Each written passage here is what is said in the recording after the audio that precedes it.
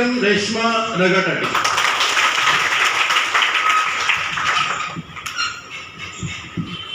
की मुलींमध्ये वयात आल्यानंतर म्हणजे 12व्या ते 14व्या वर्षामध्ये आपल्याला मेन्सेस सायकल स्टार्ट होते, मासिक पाळी सुरू होते.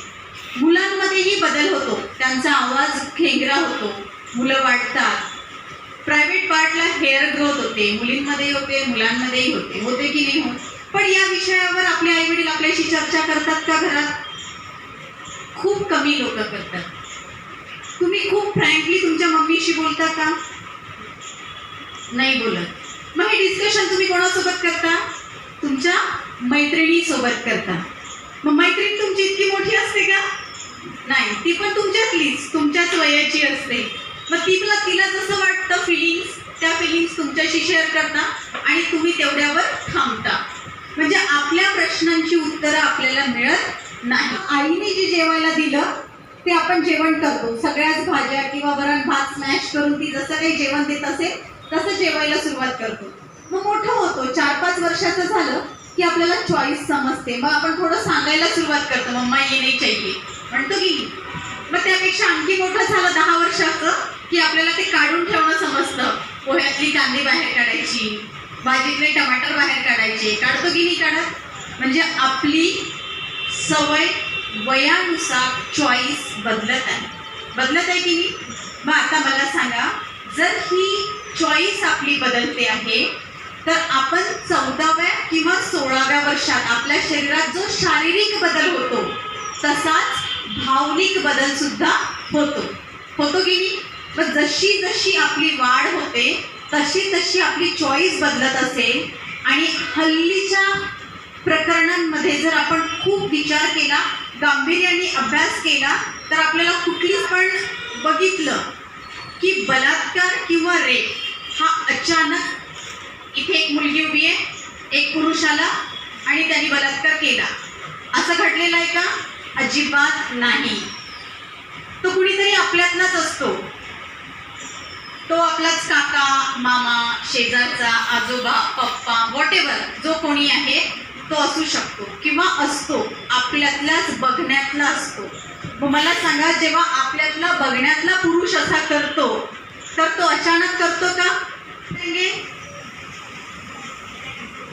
अपने मम्मी से बात करेंगे, बराबर, पेरेंट्स से बात करेंगे, जो समझ सकता है. और सबसे ज़्यादा समझने वाली कौन होती है? सबसे फास्ट फ्रेंड आपली मम्मी.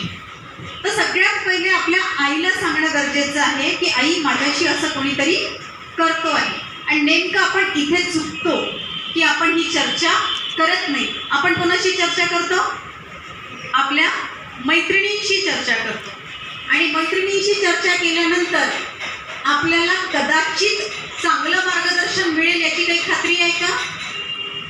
अजिबात नाही.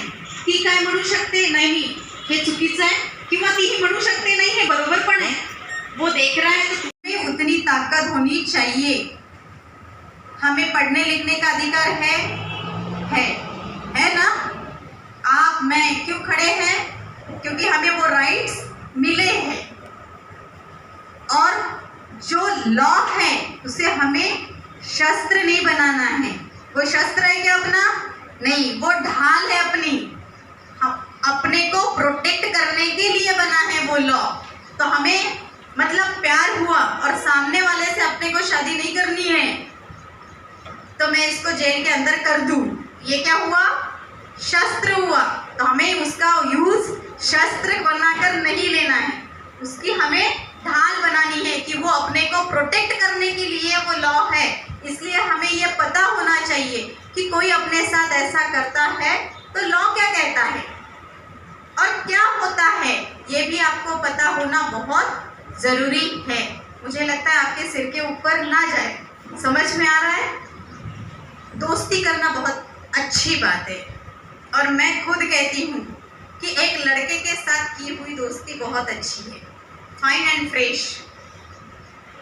अपना चश्मा हमें साफ रखना है, साफ. एक लड़का या एक लड़की आपके स्कूल में बात कर रही है या रास्ते पर बात कर रही है, मतलब इनका कुछ चक्कर है. ये दिमाग से धूल निकालनी है सबसे पहले.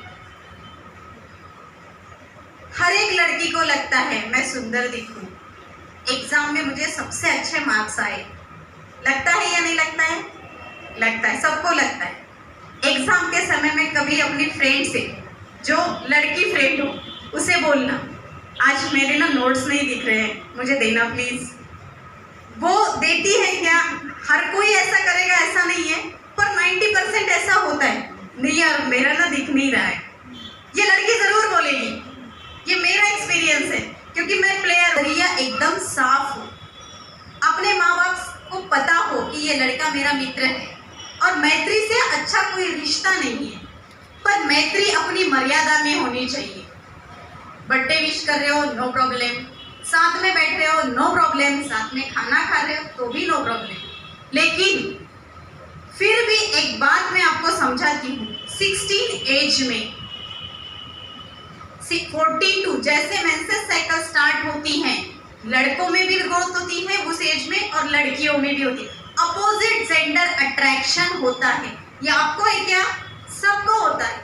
हम भी 16 से 40 तक हुए हैं, तो अपोजिट जेंडर अट्रैक्शन सबको होता है, लेकिन उस अट्रैक्शन में खुद को संभाले रखना अपना काम है, उसमें बहना नहीं है हम।